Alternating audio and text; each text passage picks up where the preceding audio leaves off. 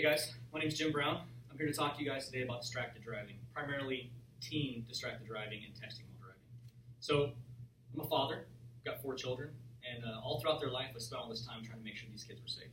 My wife and I, we child-proofed our house, we put blockers in the plugs, we made sure they couldn't get in the cabinets, all this good stuff, taught them how to cross the street, how to ride bikes, wear helmets, all these things that we did to make sure that they're safe. And we had some bumps and bruises, a couple Band-Aids, a little bit of bleeding every now and again, but for the most part, everybody was good to go and they lived. So once they became driving age, we had a whole new set of worries. Right? These kids are going to go out and drive on the road. They've got phones, they've got all this other stuff, and they're around all these distracted drivers all day long, and they themselves may be distracted drivers. Hopefully we taught them good enough, but they may be. So once that happened, we had a whole, like I said, we had a whole new thing to worry about with these kids. So the worst thing about distracted driving is it's completely preventable. You have to make a conscious effort to pick up a phone or to do something like that while you're driving.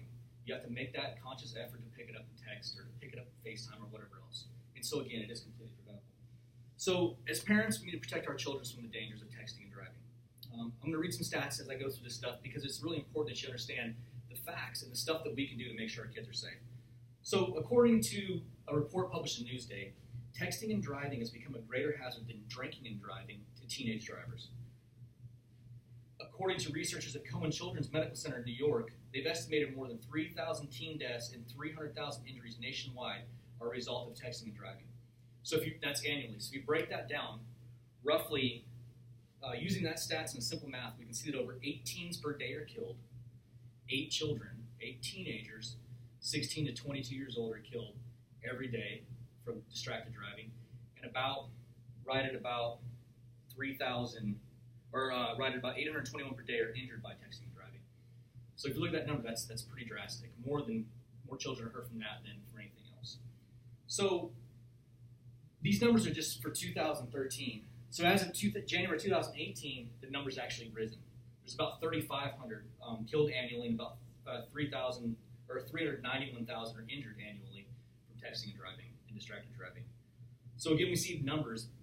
We hear them all the time. We talk about them all the time, and there's all this other stuff that's introduced to us. But yet maybe we're failing. Our kids are actually doing this more often than they were years ago.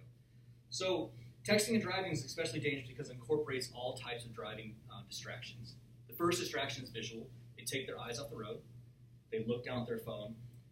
We've heard this stat before multiple times, but just to reiterate here, a car traveling at 55 miles an hour, right? It takes about 5 seconds to look at a text message and see it and read it. That car is going to cover a football field, 100 yards, in that 5 seconds, traveling at 55 miles an hour. That's crazy if you really think about that. 100 yards is what it covers. In 5 seconds it takes to look at that text. Now multiply that by highway speeds at 70, 75. Now all of a sudden we're adding almost a football field and a half, almost 160 yards to that distance. They're not paying attention. The next thing is motor, right? It's a motor distraction because they actually reach down from the steering wheel to grab the phone, to look at it and manipulate it. And then the third distraction is cognitive. So going on to cognitive, right? We always think of driving impaired and all this other stuff as the biggest threat to our kids, right? Drinking and driving. We were taught that when we were younger. I was taught that drinking and driving is the biggest thing. But if you look at the actual stats, according to TeenSafe, which is a company that looks at this stuff, research has shown that when reaction times slow down, the brain slows down by about 33%, right? And that's what happens when people start to do 2 things at once. So another study shows that distracted driving is just as dangerous, if not more dangerous, than drunk driving. The study showed that distracted drivers experience a 35% decline in reaction time, whereas drunk drivers only experience a 12% decline in reaction time. So statistically, distracted driving with your phone is more dangerous. Not going to break it down into percentages and stuff. It's more dangerous than drinking and driving for teenage drivers. So the National Highway Traffic Safety Administration stated more than 100,000 drivers are texting at any given daylight moment. Well, more than 600,000 drivers are using handheld phones while operating a car. 600,000 drivers every minute of every day are talking on their cell phones and driving. 100,000 of those are actually texting and driving every minute of every single day. So what are we doing as parents? What are we doing to protect our children? I'll tell you what we're not doing. We're not setting boundaries. We're not setting the example. Because CNN did a study and they determined that about 48% of children said that they text and drive because their parents do it or other adults they're with do it, and nothing's ever happened to them. So they just assume because nothing's happened to their parents, nothing's happened to the adults, that it's okay. It's okay, I can do it because I'm safe. They're safe, so I'm safe. 48% of them that actually do this. David Greenfield, he's the founder of the Center for Internet and Technology Addiction.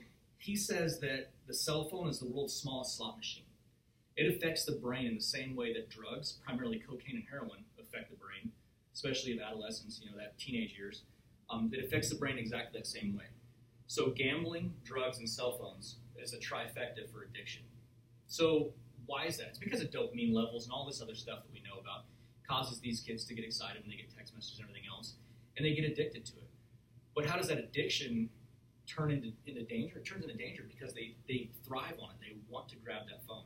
So again, as I said before, we've heard all these points multiple times. So what do we do as parents? How do we make sure that our kids are safe? 1, we set boundaries. 2, we set the example. Right? As parents, we need to set the example for our children. We need to not do this. I see people every single day on the freeway that are picking up their phones and they're texting and they're doing all the stuff that we tell our kids not to do. They're doing it. I see them driving down I-5 looking at their phone. So we need to stop. As adults, we need to stop this. I'm telling you that there's nothing that you do, there's nothing on that phone that you can do as a parent that is more important than setting the example for your children.